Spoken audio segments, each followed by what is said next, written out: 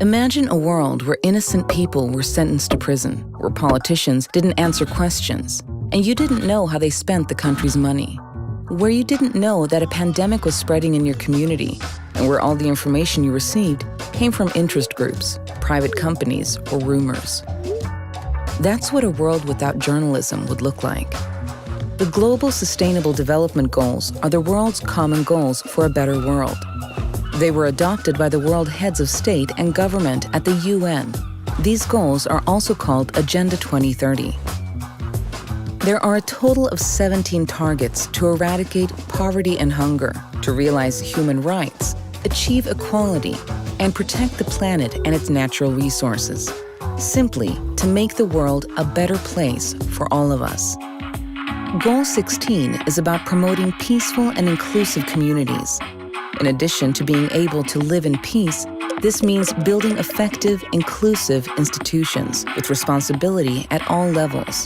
The targets are broken down into 10 sub-goals, which are, for example, about reducing violence, promoting legal security, and securing access to information and protecting fundamental freedoms.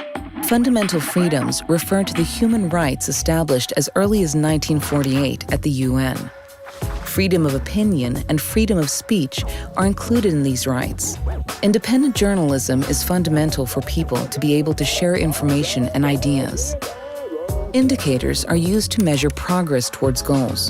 For 1610, there are two. One measures how many countries have laws on right to information, because laws are needed that guarantee access to information. That is, that one can read public documents or attend court hearings and political meetings. In Sweden, we have the Public Access to Information Law. Over 70 of the world's countries have no laws on right to information at all, and in many of the countries that have them, they work poorly. But in addition to laws that ensure access to information, free, independent, and professional journalism is needed to examine the world's authorities and ensure that citizens have access to accurate and relevant information. The second indicator measures how many journalists have been killed, kidnapped, disappeared, detained, or tortured.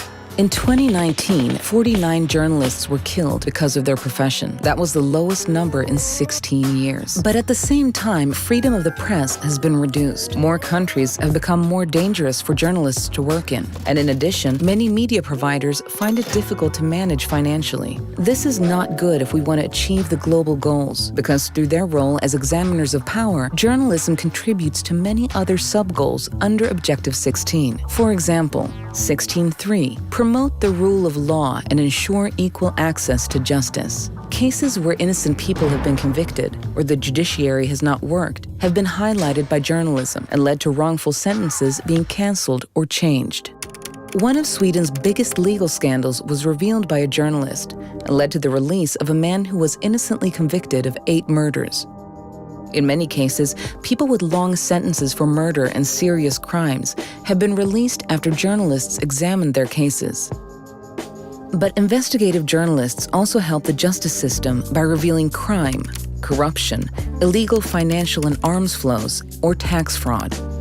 In this way, journalism can also contribute to sub-objective 16.4, to combat organized crime and illicit financial and arms flows, and 16.5, to substantially reduce corruption and bribery. One example is the Panama Papers, which were leaked to the media by an anonymous source in 2016. The documents show how politicians, celebrities, and criminals hid large sums of money in tax havens. In total, tax authorities in 22 countries around the world are estimated to have pulled in more than $1.2 billion, about 11 billion Swedish crowns, from fines and withheld taxes as a result of the disclosure. Researcher James T. Hamilton has calculated that investigative journalism yields a return of about 100 Swedish kroner per invested Swedish kroner in reclaimed taxes and fines. This is without even taking into account what you save after corrupt rulers are sacked and no longer squander with society's resources. But perhaps most important of all is the role of the media as an examiner of power, which helps with sub-goal 16.6, to develop effective, accountable, and transparent institutions. If the public access to information law in a country works, citizens have access to an incalculable amount of information.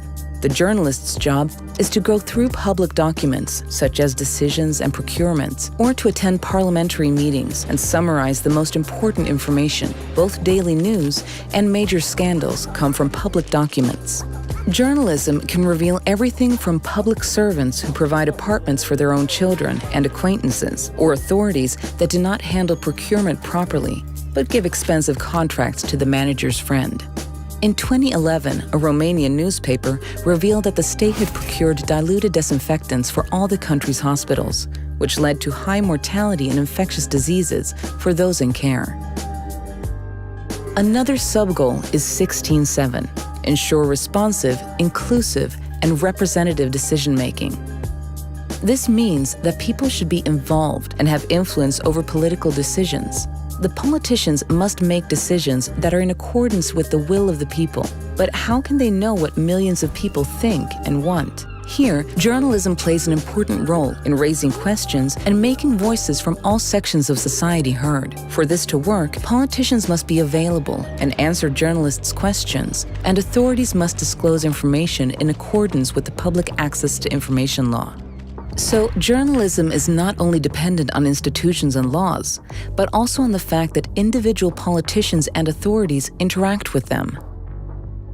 All over the world, journalists are struggling to keep people informed in everyday life and crises, while the media is fighting for survival, not least in developing countries where most people cannot afford to pay for media and where public support for media is lacking. But in international development cooperation, support for media development today accounts for only 0.3% of total support.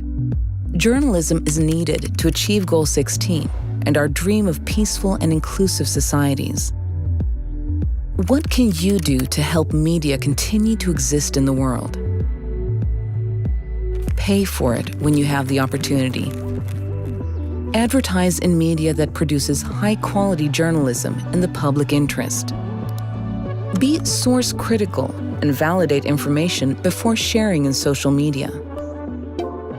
Support legislation that promotes media diversity and free, independent, professional journalism.